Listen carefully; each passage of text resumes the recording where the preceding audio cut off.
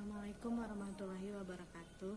Di sini dari kelompok 8 akan membahas mengenai penghilangan minyak bumi. Kelompok 8 sendiri beranggotakan saya sendiri, Fia Nur Afifah, kemudian nanti ada Alifiani Nur Hidayah, Mutiara Hoirunisa, dan Desi Aprilia. Pertama, dari materi penghilangan minyak bumi ini, udah pada tahu belum apa itu minyak bumi? Nah, minyak bumi itu adalah produk perubahan ribuan tahun dari zat-zat organik yang tersimpan di dalam lapisan bumi dalam jumlah yang amat besar. Untuk penjelasan selanjutnya nanti akan dibahas setelah ini ya.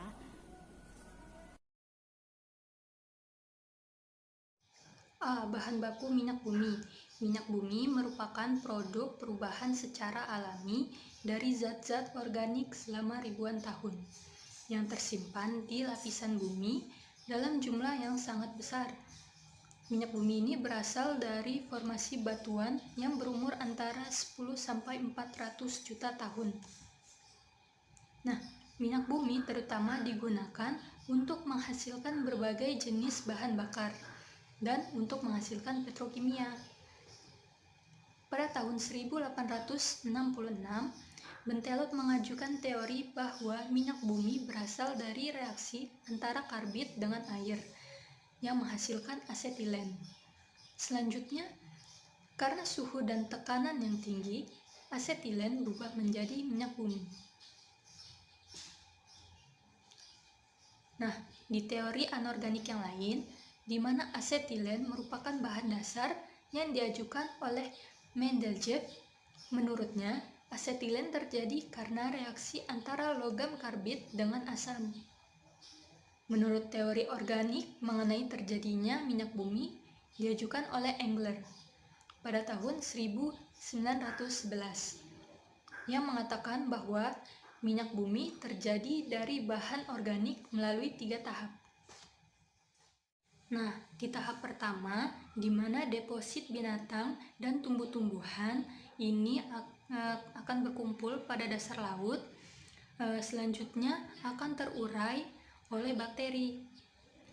Nah, karbohidrat dan protein diubah menjadi bahan yang dapat larut dalam air atau menjadi gas.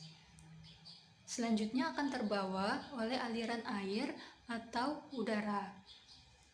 Sedangkan lemak dan bahan lain yang stabil itu akan tetap tinggal.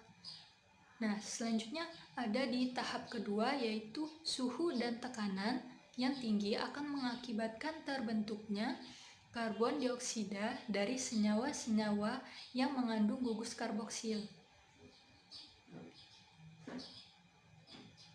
Nah, senyawa-senyawa yang mengandung gugus karboksil dan air akan terbentuk dari asam hidroksi dan alkohol dan akan menghasilkan residu bitumen. Panas dan tekanan selanjutnya dapat menyebabkan terjadinya rangkahan yang menghasilkan cairan yang mempunyai kandungan olefin yang tinggi yang disebut dengan protopetroleum. Selanjutnya di tahap ketiga.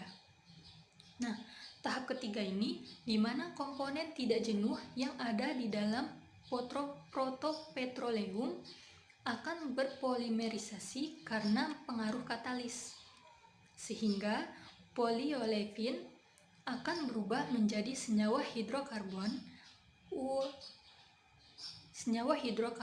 naften, dan parafin. Senyawa karbon aromatis dianggap terbentuk secara langsung pada proses rengkahan atau siklisasi melalui reaksi kondensasi. Nah, keberatan dari teori ini antara lain yaitu bahwa hasil akhir akan diperoleh pada percobaan yang berbeda dengan komposisi minyak bumi yang terutama terdiri dari senyawa hidrokarbon, parafin, naftalen, dan aromat. Selanjutnya yaitu ada sejarah minyak bumi. Yang pertama, sejarah minyak bumi di dunia. Sejarah perminyakan di dunia dimulai pada pemboran sumur di Titusville pada tahun 1858 dan berkembang pesat dengan adanya industri mobil tahun 1912-an. Permintaannya semakin bertambah dengan berkembangnya industri petrokimia pada tahun 1960-an. Dan akhirnya, saat ini dunia senantiasa dibayangi oleh krisis BBM yang sudah begitu meluas pemakaiannya. Lalu yang kedua yaitu sejarah minyak bumi di Indonesia. Pada tahun 1871, orang-orang Belanda telah berusaha untuk mendapatkan minyak bumi di Indonesia dengan melakukan pengeboran di daerah-daerah yang ada rembesan minyak bumi yang selanjutnya diolah menjadi minyak lampu. Pada tanggal 15 Juni 1885, Elko Jensen Zilker, beliau ini seorang pemimpin perkebunan yang berasal dari Belanda yang berhasil melakukan pengeboran pertama di Telaga Tunggal dekat Pangkalan Berandan di Sumatera Utara. Kira-kira pada kedalaman 400 kaki.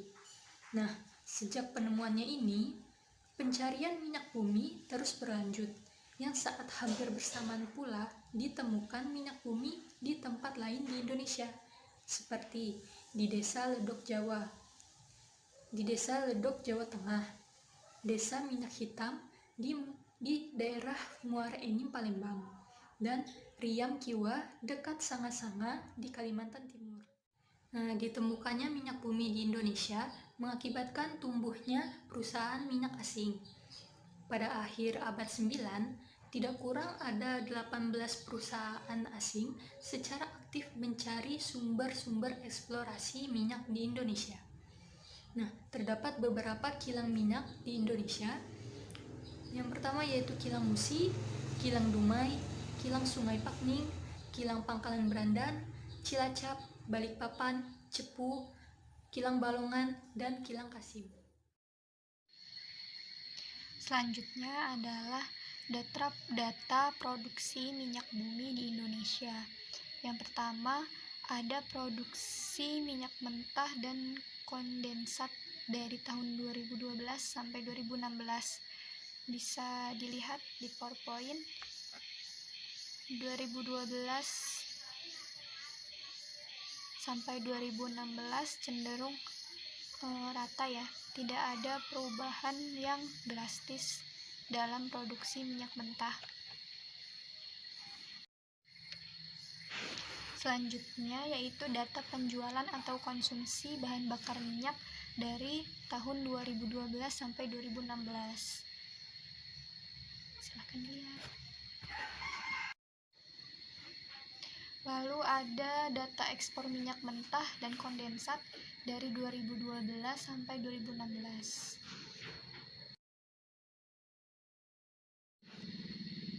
Selanjutnya adalah data atau grafik impor bahan bakar minyak dari 2012 sampai 2016.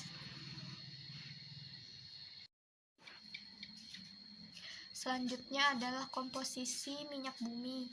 Yang pertama itu senyawa hidrokarbon. Nah, senyawa hidrokarbon ini dikelompokkan menjadi 3 kelompok senyawa hidrokarbon utama. Yang pertama itu parafin. Nah, senyawa hidrokarbon jenuh dengan rumus CnH2n+2. Nah, senyawa ini mempunyai sifat kimia yang stabil pada suhu biasa dan tidak bereaksi dengan asam sulfat pekat dan asam sulfat berasap, larutan alkali pekat, asam nitrat maupun oksidator kuat seperti asam kromat, kecuali senyawa yang mempunyai atom karbon tersier. Nah, parafin ini bereaksi lambat dengan klor dengan bantuan sinar matahari, serta bereaksi dengan klor dan brom jika ada katalis.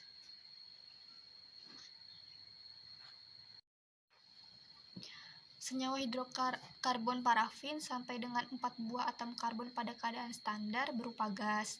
Nah, kalau misalkan dalam keadaan 5-16 buah atom karbon pada keadaan standar itu berupa cairan.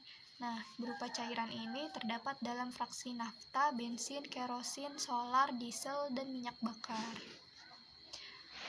Parafin juga bisa dalam keadaan zat padat, yaitu dengan lebih dari 16 buah atom pada keadaan standar. Selanjutnya, senyawa hidrokarbon naften. Nah, senyawa hidrokarbon ini mempunyai sifat kimia seperti hidrokarbon parafin tadi dan mempunyai struktur molekul siklis, maka senyawa ini disebut juga senyawa sikloparafin. Senyawa hidrokarbon naften banyak terdapat dalam minyak bumi. Yang banyak terdapat dalam minyak bumi adalah siklopentan dan sikloheksan yang terdapat dalam fraksi nafta dan fraksi minyak bumi dengan titik didih yang lebih tinggi. Di samping senyawa naften ini sederhana, dalam minyak bumi khususnya fraksi beratnya juga terdapat senyawa naften polisiklis seperti dekalin, dekahidronaftalen,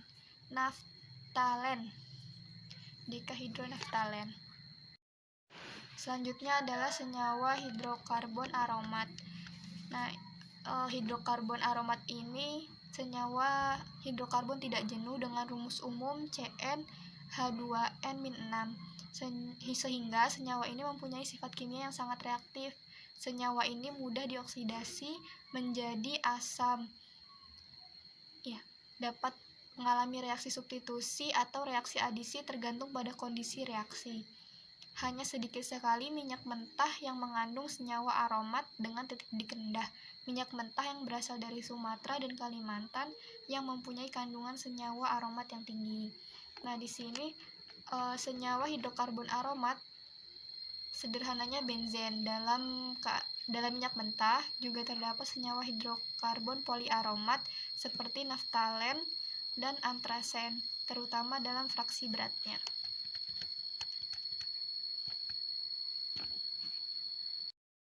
Komposisi yang kedua yaitu senyawa bukan hidrokarbon.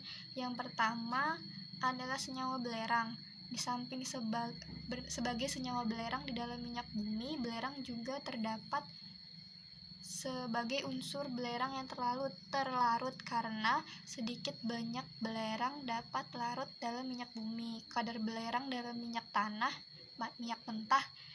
mentah berkisar antara 0,04 sampai 6%.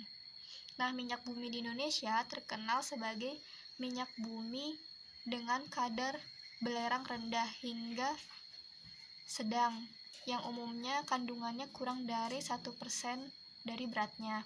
Nah, apabila minyak bumi mentah didistilasi, maka belerang akan terdistribusi sedemikian sehingga nilai berat fraksi kandungan belerang semakin besar dan kira-kira 95%. Selanjutnya adalah sifat-sifat umum minyak bumi. Di sini ada dua kelompok, yaitu yang berbahan dasar parafin dan yang berbahan dasar naften. Nah, sifat-sifatnya yaitu gravitasi api, kandungan nafta, angka oktan bensin, titik asap bensin, angka cetan solar, titik tuang minyak pelumas, indeks viskositas minyak pelumas. Nah, di sini seluruh sifat itu parafin tinggi kecuali angka oktan bensin yang berbahan dasar parafin cenderung rendah. Nah, begitu juga yang naften, seluruh sifat yang saya sebutkan tadi yang berbahan dasar naften itu rendah kecuali angka oktan bensin. Minyak bumi yang berbahan dasar naften itu memiliki angka oktan bensin yang tinggi. Selanjutnya adalah klasifikasi minyak bumi. Yang pertama adalah klasifikasi berdasarkan berat jenis, gitu. Nah, bisa dilihat tabelnya.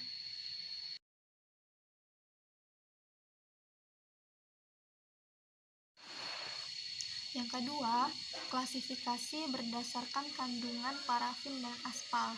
Nah, klasifikasi ini dibagi menjadi 3 golongan dasar minyak mentah, yaitu yang pertama minyak mentah dasar parafin, yang kedua minyak mentah dasar aspal, yang ketiga minyak mentah dasar campuran atau tengahan. Selanjutnya adalah klasifikasi berdasarkan komposisi kimia. Bisa dilihat tabelnya juga.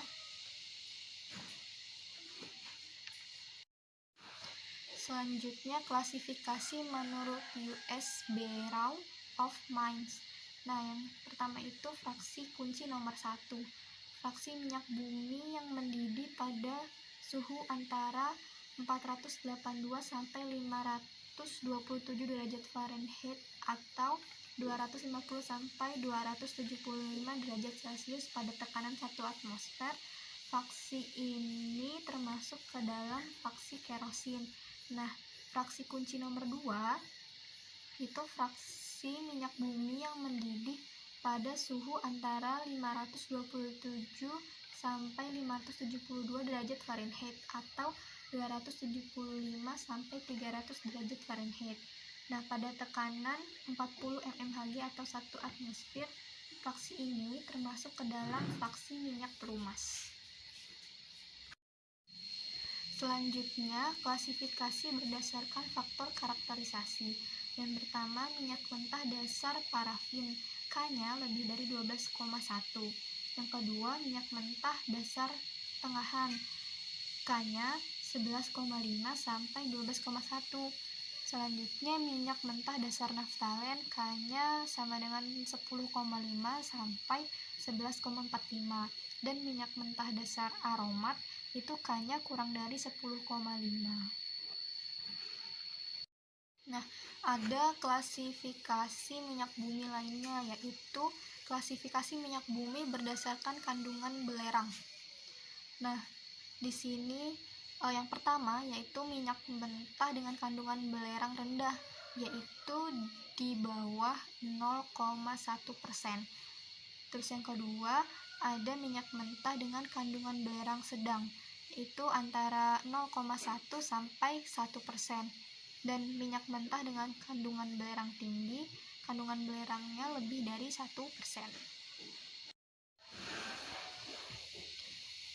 Selanjutnya, klasifikasi minyak bumi berdasarkan kandungan hidrogen sulfid. Yang pertama, minyak mentah masam. Yang kedua, minyak mentah manis. Yang ketiga, batas kandungan hidrogen sulfid adalah 0,05 per 100 galon minyak mentah. Materi yang selanjutnya yaitu proses penyilangan minyak bumi. Dalam penyilangan minyak bumi ini ada 2 tahap. Tahap yang pertama yaitu tahap eksplorasi dan eksploitasi. Untuk tahap eksplorasi sendiri terbagi menjadi 2, yaitu eksplorasi awal dan eksplorasi lanjut. Untuk tahap yang kedua itu tahap produksi. Nah, penjelasannya yang pertama itu tahap eksplorasi dan eksploitasi. Nah, eksplorasi awal yaitu para ahli mengecek di mana letak tanah yang menjadi sumber deposit minyak bumi di dalam.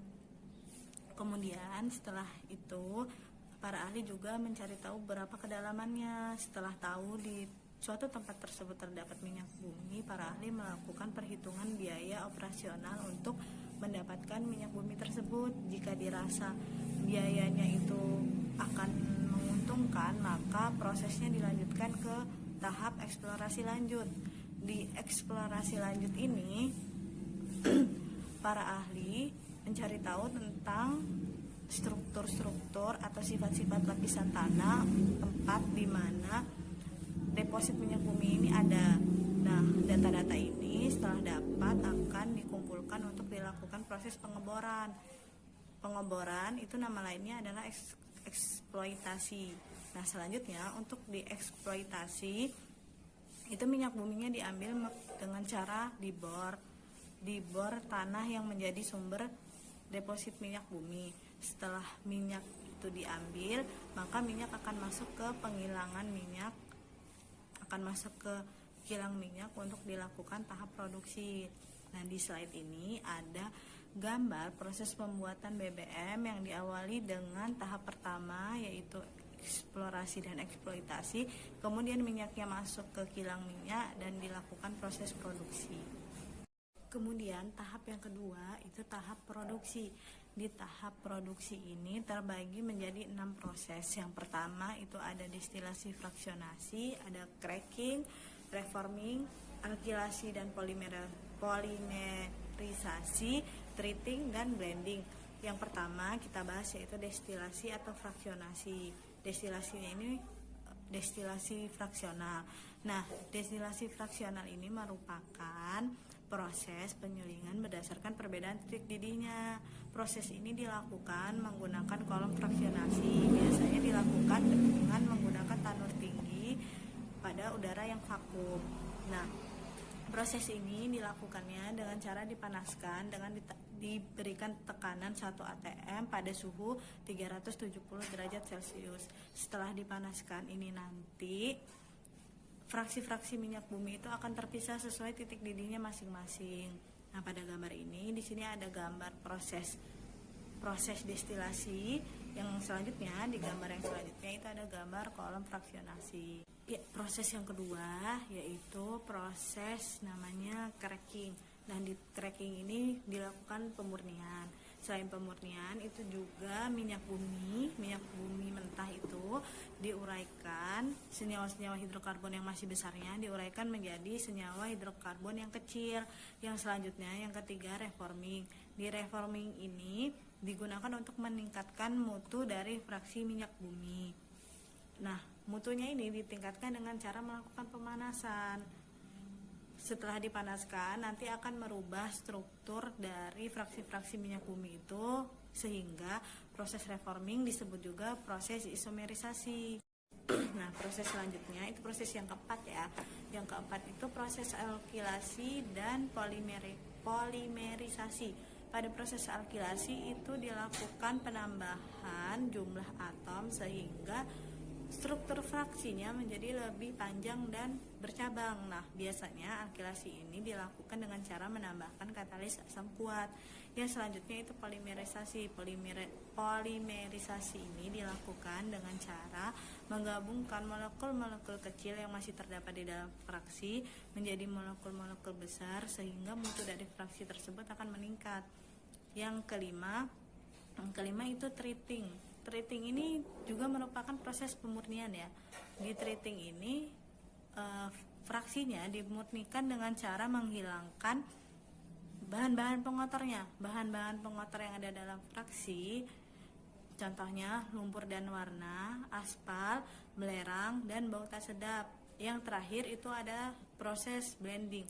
Di blending ini akan diciptakan produk minyak bumi yang siap guna. Nah, di blending itu dilakukan proses peningkatan mutu minyak bumi dengan cara menambahkan bahan adiktif. Bahan adiktif yang biasanya ditambahkan itu TEL. TEL ini bertujuan untuk meningkatkan bilangan oktan bensin. Nah, semakin besar bilangan oktannya, itu mutu bensinnya semakin besar. Makanya di blending ini juga akan meningkatkan mutu dari fraksi bensin yang akan terbentuk. Baiklah, di sini saya akan menjelaskan tentang proses-proses kimia dalam penghilangan minyak bumi, produk-produk minyak bumi, dan dampak negatif serta penanggulangannya.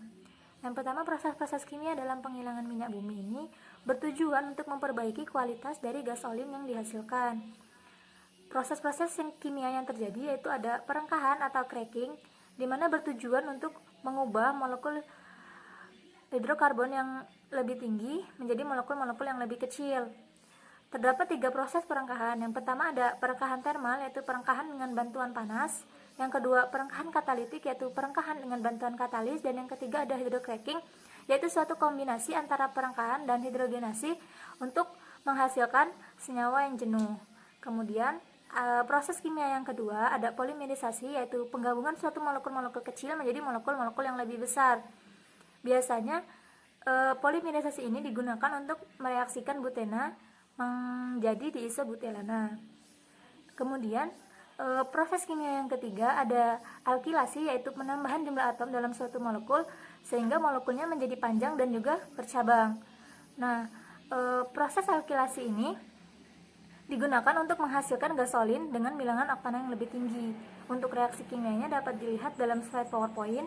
Kemudian proses yang keempat ada isomerisasi, yaitu untuk mengubah struktur dari hidrokarbon. Nah, hasil dari proses isomerisasi ini digunakan sebagai feed untuk proses alkilasi. Untuk reaksi kimianya juga dapat dilihat dalam slide PowerPoint. Kemudian yang kelima ada reforming, di mana reforming ini merupakan suatu pengubahan struktur molekul dari suatu fraksi minyak bumi dengan reaksi utama yang terjadi di hidrogenasi naphtena membentuk senyawa aromat yang memiliki bilangan oktana yang lebih tinggi. Kemudian terdapat pula beberapa proses kimia yang digunakan untuk memperbaiki kualitas produk yang dihasilkan dari minyak bumi. Di antaranya ada proses dewaxing, yaitu suatu penghilangan wax atau N-parafin dengan berat molekul yang tinggi dari suatu fraksi minyak pelumas menghasilkan minyak pelumas dengan power point yang rendah. Kemudian proses yang kedua yaitu ada proses desepalting, yaitu suatu penghilangan aspal dari fraksi yang digunakan untuk menghasilkan minyak pelumasan. Dan yang ketiga ada proses penghilangan senyawa belerang. Terdapat beberapa proses dalam penghilangan senyawa belerang ini, diantaranya ada methox treating, doctor treating, dan lain sebagainya.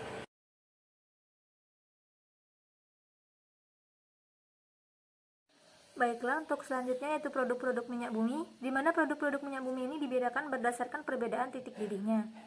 Di antara produk-produk minyak bumi ini, misalnya gas kilang, salah satunya C1 dan C2 yang digunakan sebagai gas bakar di kilang itu sendiri, kemudian C3 untuk kelas propana dan LPG sebagai bahan bakar rumah tangga. Kemudian yang kedua ada aviator gasolin yang digunakan sebagai bahan bakar pesawat terbang dengan baling-baling besar maupun baling-baling kecil. Kemudian yang selanjutnya ada motor gasolin yang digunakan sebagai bahan bakar kendaraan bermotor.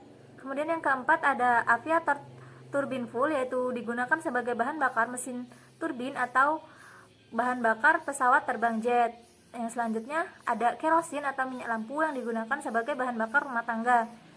Kemudian terdapat pula produk yaitu industrial diesel fuel, yaitu digunakan sebagai bahan bakar mesin diesel berat. Kemudian ada high speed diesel fuel, yaitu digunakan sebagai bahan bakar mesin diesel. Kemudian yang terakhir ada residu. Residu ini biasanya dapat diekspor sebagai LSWR atau bahan baku industri petrokimia, kemudian fuel oil untuk bahan baku industri, minyak gemuk, minyak pelumas, dan lain sebagainya. Selain itu, terdapat pula produk-produk sampingan seperti aspal yang digunakan untuk mengaspal jalan, kemudian lilin sebagai pembatikan, kemudian pelarut seperti benzena, toluena, kemudian petroleum coke, dan lain sebagainya.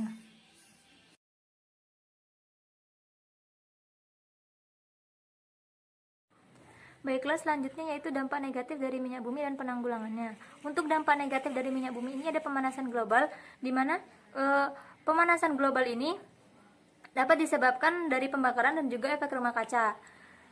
Pemanasan global ini jika terjadi secara terus-menerus maka akan menimbulkan peningkatan panas di bumi dan juga dapat menimbulkan terjadinya hujan asam. Selain itu juga pemanasan global ini dapat terjadi karena penggunaan bahan bakar minyak secara berlebihan. Untuk itu, untuk dapat menanggulanginya, kita dapat melakukan reboisasi atau penghijauan di daerah perkotaan dan di daerah sekitar pabrik. Dengan adanya penanaman pohon ini dapat mengurangi kadar karbon dioksida di udara dan juga dapat mengurangi pemanasan global.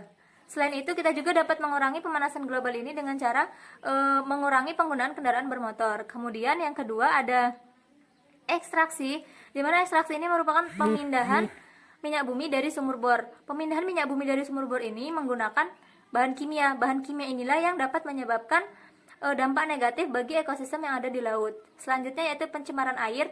Pencemaran air ini dapat disebabkan karena adanya kebocoran tangki pengangkut minyak bumi. Minyak bumi yang tumpah ke air laut dapat dibedakan menjadi dua tipe. Yang pertama minyaknya mengapung dan yang kedua minyaknya tenggelam. Untuk minyak yang mengapung maka dapat menyebabkan permukaan air laut menjadi hitam dan juga merusak ekosistem yang ada di permukaan air laut. Selain itu juga dapat menghalangi masuknya sinar matahari ke dalam dasar laut sehingga makhluk yang di dasar laut kekurangan oksigen. Nah, untuk